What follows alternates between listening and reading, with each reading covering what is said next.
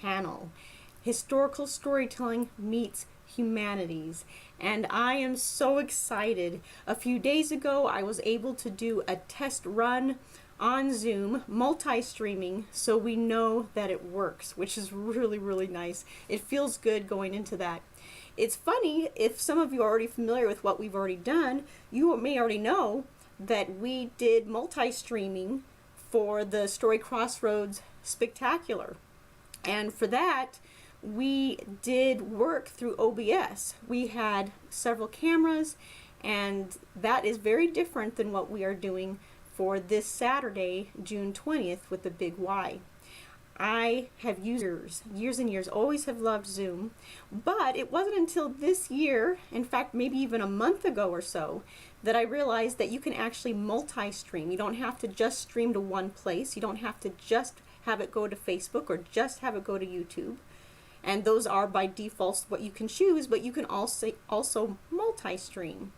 And we were able to do that. And yes, Jim, welcome. Glad that you can join us. I know Jim's been working really hard to make sure people know about the Big Y panel and getting out a whole bunch of emails to people that, whether or not they're able to join us on June 20th, we're hoping that they will at least connect with us down the road. We do plan on this not being the only Big Y, and there's discussion that we want to actually do the Big Y as a genre-specific type of thing. So we're going to be doing historical storytelling, but then we're also going to do like folk tales, we can do fables, we can do tall tales. There's so much that we can do and delve into, so excited about that. And yes, welcome Alan, glad that you can join us. I know it's a little later where you're coming from, so always appreciated. We are in countdown mode. It's less than a week. Technically it's less than 5 days away. We're closer to 4 days than 5 days at this point, since it's in the morning of Saturday. And I am excited because in celebration, we've been putting out blog posts with this countdown.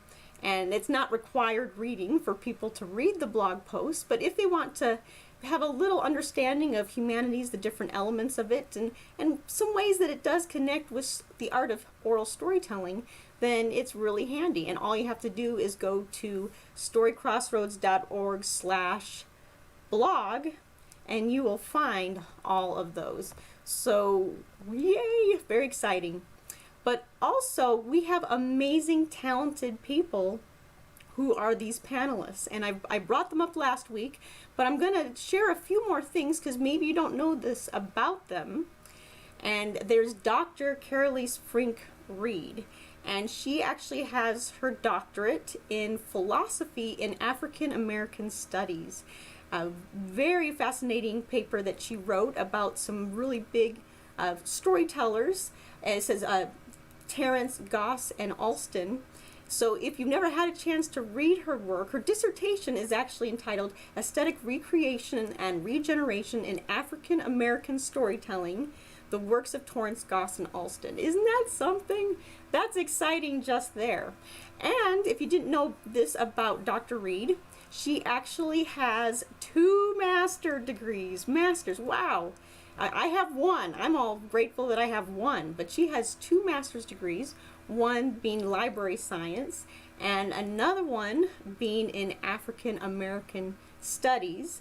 And then she also has a bachelor's in secondary education. So she knows how to teach, she knows how to research, she knows so much with history and social studies and all kinds of connections, and she's going to help set the scene for us. And I know she continues to do research with a lot of African American oral narrative expressions. And she's worked real hard with the National Association of Black Storytellers. She actually led that from 1987 to 1992. So that's exciting. And actually, no, now that I think about it, she actually was president 1994 to 1996. So she was part of NABS for a long time. And then she's also been an instructor at different universities and colleges. She's taught at Temple University, she's taught at Haverford College, she's taught at Rutgers University. So we're in for a special treat having her kick us off with our panel on Saturday, June 20th. And then you have to think about the other wonderful people who are also a part of the panel, and that would be Sheila Arnold. So a few things about her is she has a bachelor's herself in African American and African Studies, so that will blend really nicely with Dr. Reed. And she also received a fellowship with George Washington's Mount Vernon with a research fellow, and she's also been a museum consultant. And thinking about all the historical storytelling that she has performed and done, that makes a lot of sense. And I'm trying to see some other fun things on here. She's been a teaching artist for a long time, all over the place. I mean, I'm looking at this list here. She's, you know, from Utah to Tennessee to Kentucky to Massachusetts to New Hampshire, Texas. I mean, all over the place. Yes, definitely, Alan, right? Yay, Sheila. She is amazing. And then besides Sheila, some things that you may or may not know about Darci Tucker. Now, Sheila Arnold and Darci Tucker are actually really good friends. So it's fun that they get to be on the panel together. They've shared the stage many times.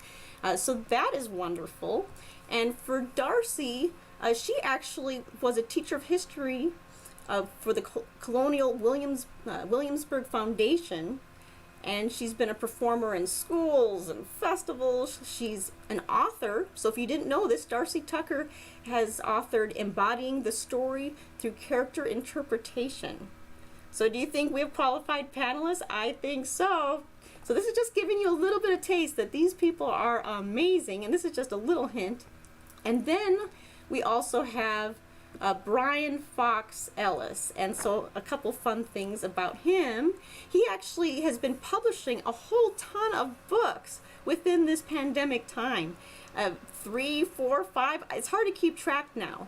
And he has this wonderful artist who's having them all match just beautifully done. Just the artwork is beautiful, but I know the wonderful research that he puts into things, and just so excited for him and all his publishings. He's been a Chautauqua style speaker since 1989 to today, so that tells you something. That's 30 plus years right there. And yes, Jim, this panel is free because we did get funding from Utah Humanities.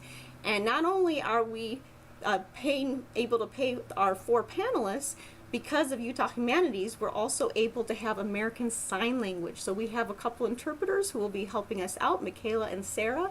We are thrilled.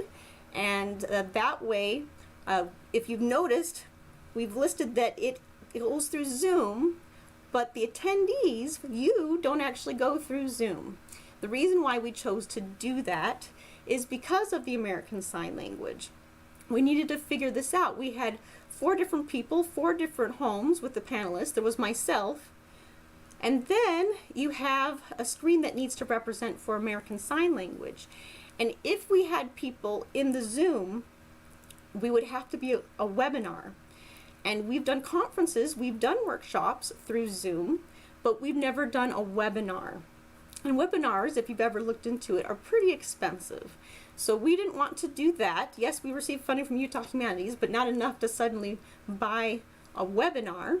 So that is the reason why the Zoom is for the panelists and the American Sign Language and myself only, but then we multi-stream it to YouTube and Facebook and Twitch. And I know some people, they realize that when there is this multi-streaming, there can be a little delay. And that can be a little frustrating for some people. What I recommend is, if you're worried about that, I think the best one would be Twitch. Because Twitch doesn't have as long a lag time as Facebook or YouTube. Though the full thing will get there and you'll be fine. Now, usually the lag is only about 20 seconds or 30 seconds. I do notice after I multi-stream and I take a look of when I have the most people at any one time, it's usually about 3 minutes into it. So not that I plan on taking 3 minutes to introduce at the beginning, but at least the most important, if you suddenly jumped on, you will be where you need to be. So I think we'll still have everyone being able to join us and hopefully not get frustrated with multi-streaming. It's tricky because multi-streaming, you don't get a web address until you stream. So that can be tricky, but if at least you know where to go, then that's helpful. And we do that through our web page, which I'm going to type right now. Sometimes it's interesting to type while doing this. So this really tests my skill, right? So ta-da! So at that web page, which you see is storycrossroads.org/thebigwhy, it does have direct links if you needed help to our Story Crossroads YouTube, Facebook, and with Twitch. So not a problem. If you wanted to make comments and you are watching through Twitch, you will need to get a free account. But anyone can watch whether or not you do have that free account with Twitch. So if you're not worried about making comments, then I would recommend watching it through Twitch. And if you've never even heard of Twitch before, this would be the perfect opportunity to check it out and see what's a little bit different about it. And I am thrilled about, again, the hard work that Jim's been doing in sending out emails. I know I've made a couple phone calls to people who I know may have a link or two with universities or colleges. Because this is an academic type of experience, you kind of think of things in a little different way. Here's the tricky part though. No matter when you schedule something, there will always be something that's at the same time. In fact, there's probably a whole ton of somethings at the same time. And that gets tricky. And I've had people already say, oh no, I have something already, but then I want to be here and I want to be there. Luckily, if you don't join us live, you will still be able to find these at YouTube, Facebook, and Twitch after the fact. It's just there's that fun about live, being in the moment, being able to ask your questions and being able to hear it in real time. There is something about that. So what do you do? What does Story Crossroads do? What does anyone do? The only way that you might say, face that is to realize that there are other options, whether that's other storytelling options, whether that is another performing art, whether that is a walk or a gathering of some kind of proper distancing. There could be many different things that happen on a Saturday. But repetition helps a lot. And we also rely a lot on word of mouth. And the strongest word of mouth for us would be in Utah. Yet, when you have a virtual event, your boundaries are gone. Suddenly, your audience can be much more than in your city, or in your county, or in your state, or in your country, or in your... it just keeps going on and on your continent. With the Spectacular, we actually did go off to 5 continents. So, it will conflict with other things. You also realize, well, who will most likely be watching this? Even though all the events that we do are family friendly, we also know that a panel is something that's geared more for teens and for adults. So then you have to think about those people. And then you have to find the people who love storytelling. And then because this focuses on historical storytelling, you need to find the people who love or maybe have experienced historical storytelling. The other thing is that most likely what's helpful is if people have some kind of background in historical storytelling, because this is a why panel. This isn't a workshop of how-to, it's of the why. It's much more focused on how we interact as human beings and why do we choose to do certain styles and types.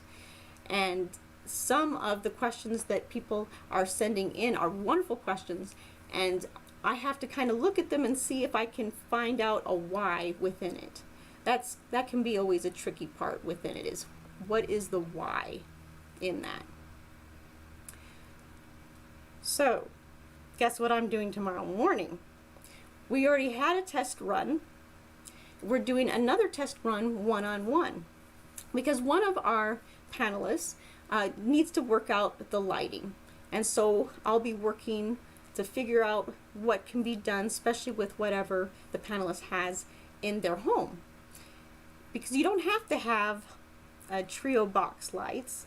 That's what I'm using right now, which is really helpful. A lot of people have used those ring lights and they put their phone in that way. But if you at least have lights that are movable, then you can still have a type of professional feel to it. People have to be able to see your face. Very important. The best kind of light is actually not a yellow light. You want it to be more on the white light. And you want to soften it if you can. Now the box lights that I'm using right now, they're not only, you can adjust the intensity, but also there is the different coloring that you can adjust with that. With a lamp that you have, the shade itself can actually soften the light and be in your favor. Or some people have used like a light color in the background and you're able to have more light that way. I've seen some very lovely quilts that even when it has a pattern but it's not too bold, then it can still work even to boost lighting. Oh, and Al, I know you said that you probably asked the wrong type of questions.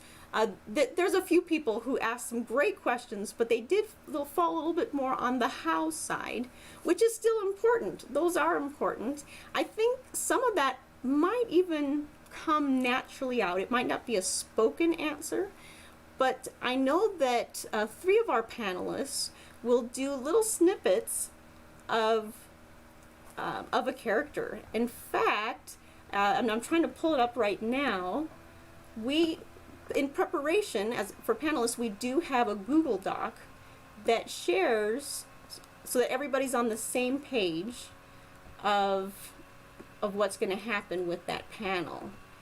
And it reminds me of who is also going to be there from the past. So for example, Sheila Arnold will also be Oney Judge, who is a maidservant of Martha Washington. And Darci Tucker will also be Elizabeth Thompson, a loyalist spy, of course during the Revolutionary War time. And then we have Brian Fox Ellis. He will also be William Herndon, or he's more nicknamed Billy Herndon, William Herndon, and he was Abraham Lincoln's law partner. So that will be fun to see them in garb. I asked them what they wanted to do when they became these other characters, because a lot of times in historical storytelling you have to choose one way or the other. Are you going to be yourself, but then you put on a hat and you become someone else as soon as you put on that hat? Or as soon as you enter in that room, you're already in character? And so the storyteller kind of stays home or stays in the parking lot, while the character is the one that enters into that performance area. So every historical storyteller has to decide that. And I know that for Darci, her preference is when she is a character, she likes to kind of walk off screen. You know, when it's a Zoom situation, likes to be off screen and then come back on. Now she's really smart because her backgrounds match what you would expect with her character. So it'll be really fun to see that background. I thought I got a hint already, but then you guys will see it as well. So if you saw the test run with the panelists, only one of them actually had the background that they plan on having. And the other ones know that it just needs to be bright enough and it needs to be not distracting, and they have to be close enough to the camera. And that's most important. Then I asked them in that Google Doc to share the different points and things that they want to jump into, just so that people are not going to repeat each other. They can complement each other, of course, but we need to make sure that they cover different things. And then I put some questions myself at the very end that I told them that whether or not someone asks it, I definitely want to ask it, and I'll be curious to see what their answers are there too. So I didn't ask them to put their answers there. I don't know what that will be. I just know that whatever they answer will be wonderful, and I'm looking forward to that. Now, what's interesting is while this is happening, while promoting the Big Y, there's also promoting Story Crossroads Spectacular, even though it's already passed. So our goal is to have 5,705 or more views between our different videos, and we finally put a YouTube playlist together. So if you go to Story Crossroads YouTube channel, you will find that playlist, and if you run through all of that and you watch all 5 videos, that helps, and if you share it, that helps. And I meant to look to double check our numbers today, and I could have even told you, but I don't have that. We also are promoting the August event. So August 14th, we are going to resume house concerts. We had to pause, and we didn't do it the end of March or April. We don't do it in May because of our festival, but then we didn't have June, we didn't have July. So it's sad that there's 4 house concerts we normally would have. It feels a little bit like playing catch up. So August 14th, it will be in my backyard, and we're gonna have proper distancing, and I'm gonna have wooden stakes and 6 feet apart, and masks will be required, and the storyteller gets to take off their mask during the performance, but as soon as they're done, they need to put the mask back on. And some people might think, well, it's August, you know, that's a few months down, things could be different. What if your code's different? Does everyone really have to wear a mask? Well, I just feel better that that is the case. And since businesses like Costco can say everyone has to wear a mask, I figured Story Crossroads can also say everyone needs to wear a mask. And hopefully there won't be any problems with people on that particular thing. But because RSVPs are required, I'm hoping that we can catch all of that. And I want to say hi to David. So David, I know that you have a lot of excitement yourself. He's one of the ones that was featured with the Story Crossroads Spectacular. He's one of the videos you want to watch right now. So that's the Celtic Stories and Songs. You definitely want to watch him, and with his wife Carol. So yes, spread the word on that. But I wondered, do any of you have questions about being able to phase back into live performance? Have any of you thought about it? David, I don't know, have you done live performance? I know that you did that filming with us. It might have felt a little bit live because we had 4 videographers and we had a couple American Sign Language interpreters and myself, so maybe it kind of felt like live storytelling again. But what are some of your plans? Have you heard from people? Or I know your big plan is just moving to your new home, so there's that, right? And then, Alan, do you have any plans or with phasing into live performance again? So Alan's saying that the virus rules are already almost gone out here in the middle of nowhere. Huh, interesting. So then, how often do you see people wearing masks? Is that something that people still do, or is that very different now? I'd be curious about that. Yes, every area is going to be different. In fact, some, instead of a 6 foot, I know with Kim Whitecamp, she was saying that they had like 3 feet instead of 6 feet, which I never heard of that before. So Alan says that masking never became much of a thing out here. Okay. So I guess people are really good at proper distancing, possibly. I mean, I know you said middle of nowhere, but you know, when people gather, that doesn't feel very nowhere. Oh, and Jim's saying that you'll be doing a live Benjamin Franklin for July 4th on the 10th. Okay, I'm trying to understand. So is it on the 4th or is it on the 10th? So it will be outdoors, and there will be proper distancing, it sounds like, and there'll be masks. And now it makes sense too for Alan, and when it comes to masks, that There were only 2 cases in your county. Okay, well then that makes sense. I know that there was a surge of cases in Utah, and it seems like there's always a triple-digit number every day. So I don't know. We'll see.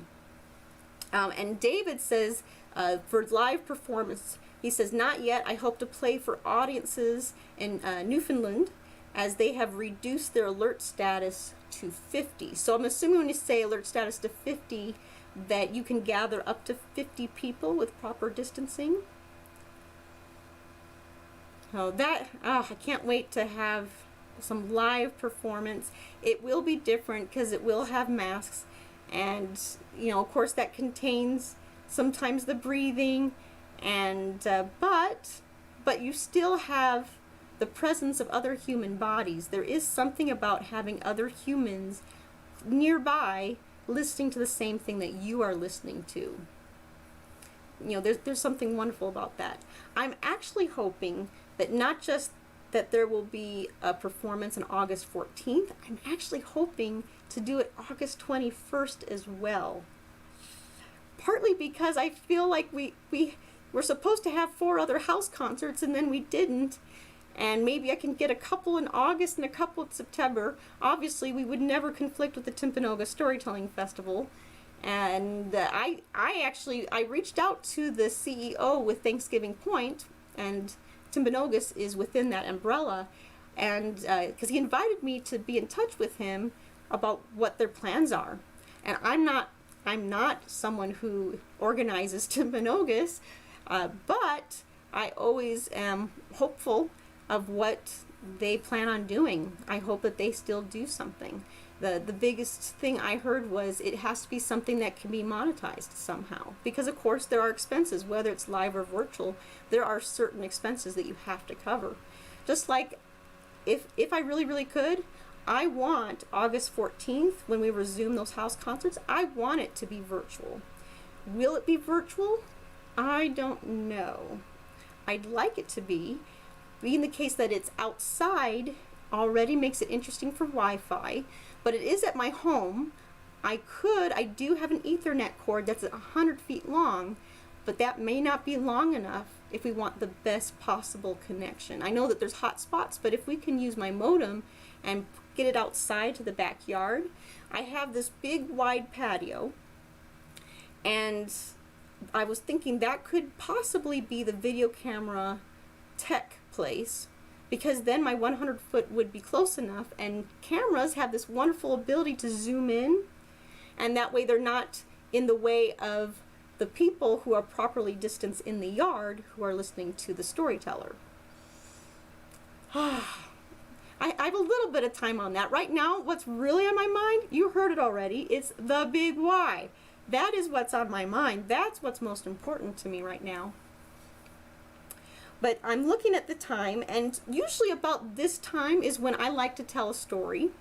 And the one that comes to mind is about when I was a little girl, and I lived out in Watertown, Wisconsin.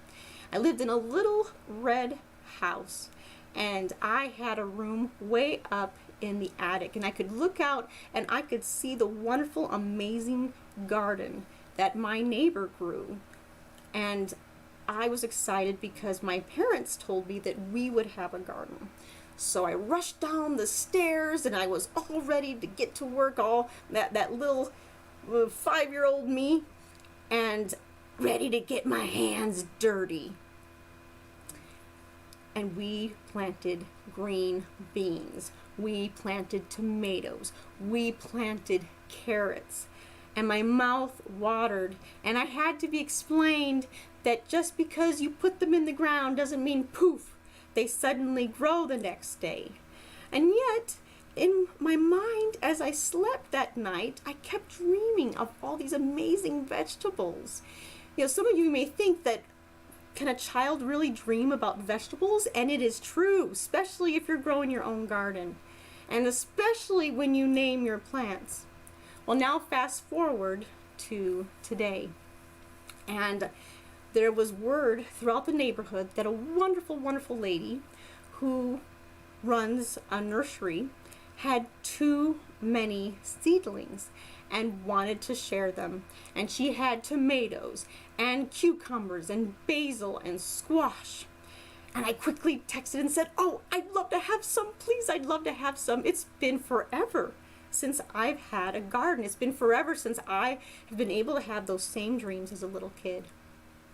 So I rushed over to pick them up, and I knew I could only pick a few of them, and I kept studying them of which plants were calling out to me that needed to be part of the Hedman home garden. And then I found them. I picked them up, I took them home, and my 3 kids started to jump up and down. And I thought about how excited I was as a 5-year-old, and now I have a 5-year-old and a 10-year-old and a 12-year-old, and they were drooling and thinking about vegetables. And I couldn't wait. But we hadn't named them. The next day came, and I looked out because we had to put them in their proper spots. But I couldn't believe it. The plants, they had withered up. I don't know what I had done wrong. And then I realized what I did. Because they were these small little plants, I didn't want them to blow over.